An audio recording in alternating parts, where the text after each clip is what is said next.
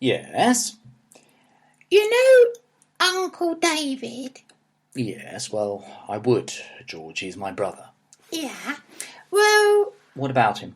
Well, why is it he hasn't got any hair on his head? Ah, well, that's because he's bald. Yeah, but why? You've got hair on your head, and he hasn't got hair on his head, and he's your brother. Why hasn't he got hair on his head? Well, it's a good question, George. Well, I think it's all to do with the sort of what they call these kind of little things. These I think they're called follicles and follicles. Follicles and follicles. Yes, I don't think he's got as many follicles and follicles as I have. They might be called pollicles. Pollicles? Possibly pillicles. Pillicles, follicles, follicles, pollicles, and pillicles. I think something like that, George. Anyway, there are some things you can do about it. Of course, you can wear a wig. Yes, why doesn't he wear a wig? He probably doesn't want to. What else can you do? Well, you can use special shampoos. Does he use special shampoos? I think he does. Are they working? Well, I don't know. You have to ask Uncle David. And does he have hair on his arms? I don't know. I haven't seen any hairs on his arms. Not that I've been looking. Perhaps they're I mean, he's quite fair, so perhaps we wouldn't see the hairs on his arms. What about on his legs? Well, I don't know, George. Well, you'll have to ask him, won't you? What about has he got any hair on his chest like you've got hair on your chest? I really don't know, George. What about has he got hair on it? I don't know, George. You know when we went swimming the other day? Yes. And I was sitting next to that woman. Yes. On the edge of the pool. Yeah. Well, she had a lot of hair on her head, and she also had hair on her arms, and she had hair on her legs, and I saw some hair on her nose. On her nose? And in her nose. Good Lord. And I also saw hair in her ears. Are you sure you were sitting next to a woman? Oh, yes, she was very nice. She had yellow teeth when she smiled at me, but she had very lot of hair everywhere, Dad. Is that because she's got lots of follicles and follicles, pollicles and pillicles? I suppose it must be, George. I don't know. I mean, it's one of those things. Some people have a lot of hair, some people don't.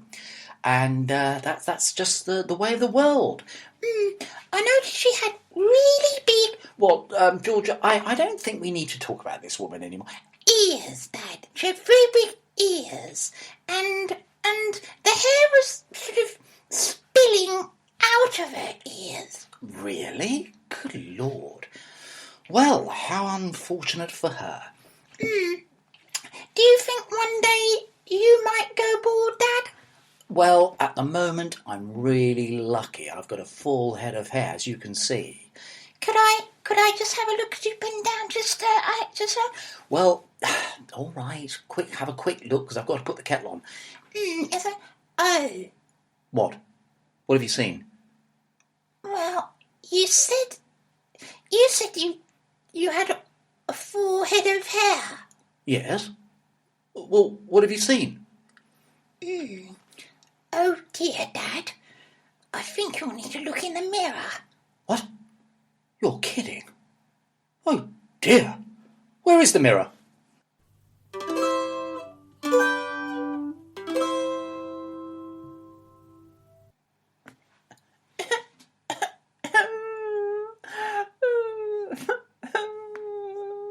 Oh, George. What's wrong?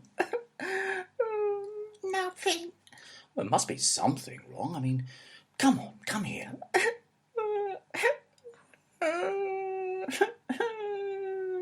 Oh dear, you are looking a bit sorry for yourself. Come on, sit down here. Tell me what's wrong. There's nothing wrong, Dad. Then why are you crying? It's nothing. Well, there must be something, because why else would you be so sad? Oh, it's really, Dad, it's nothing. It's nothing. Well, it can't be nothing. Come on, tell your old dad. Well, I just wanted to get your attention. What?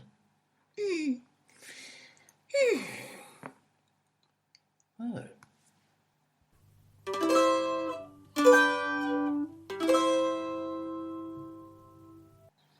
George, Yeah?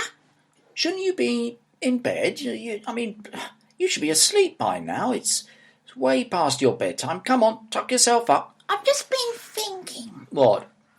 Well, sometimes you tell me a story, Dad, at night, and I've been thinking of my own stories. Great. Can I tell you one? Well, yes, if it's not too long. It's a bit scary. It would have to be really scary to scare me, George. Come on now, tuck yourself up. There we are. I'll sit here, tell me a quick, scary story, and then we can put the lights off. Come on then. Right. There was this little boy called Tim. Mm-hmm. And he lived with his mum. And one evening, Yes. he was washing up at the sink. Right.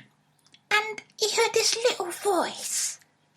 And this little voice said, "Let me out of here. Let me out."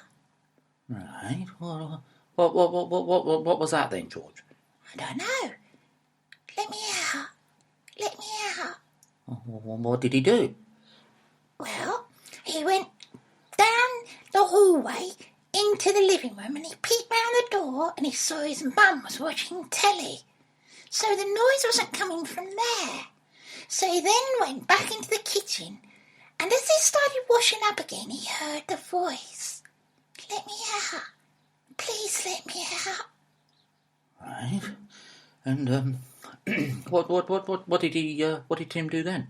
Well, he checked all the cupboards. He looked underneath the sink. He checked all the cupboards in the kitchen. He went to the fridge. He opened the fridge. He opened the freezer. He went to the bread bin.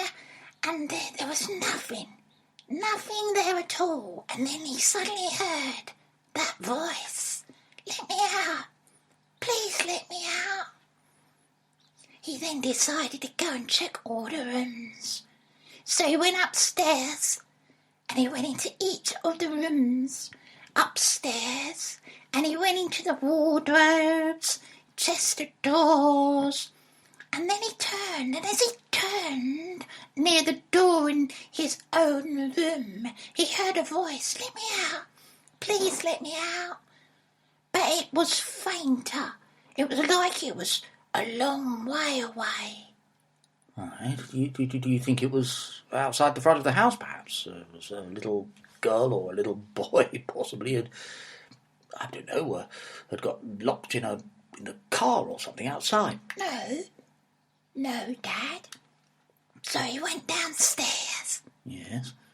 And he went along the hallway.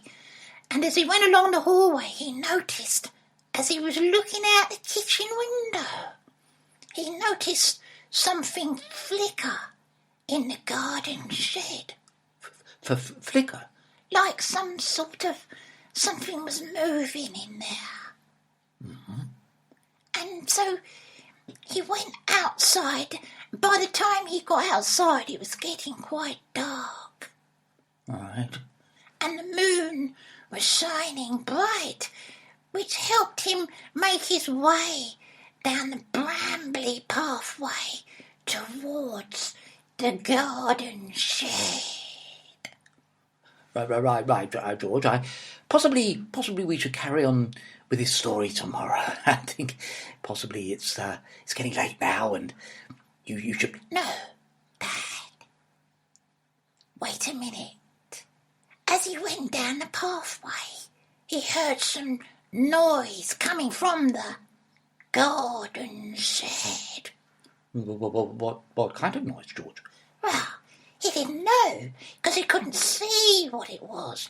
But what he did know, it was the same noise that he'd been hearing, the same voice he'd been hearing all along in the kitchen.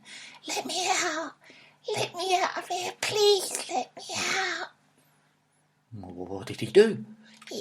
He went down the brambly, scraggly old pathway, and he got to the shed, and he had his hand on the shed door lock, and he suddenly opened it. And what was inside? Well, the door creaked open.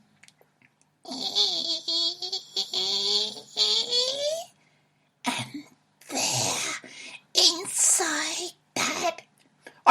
Right, that's it. I don't want to hear any more. You can tell me chapter 2 tomorrow if you really need to. Come on then, tuck yourself up, put that light off. I'll see you in the morning.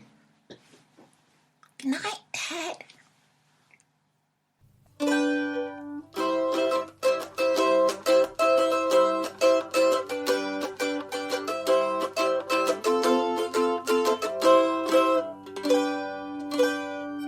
Blah, blah, blah. Yes, yes, yes. Ah, yes, indeed, indeed. Ah, dee, dee, dee, dee, dee, dee, dee. Me and My Dad is an open fridge production produced by Alex Castle and Mungo Pierce, with music by Michael Ball.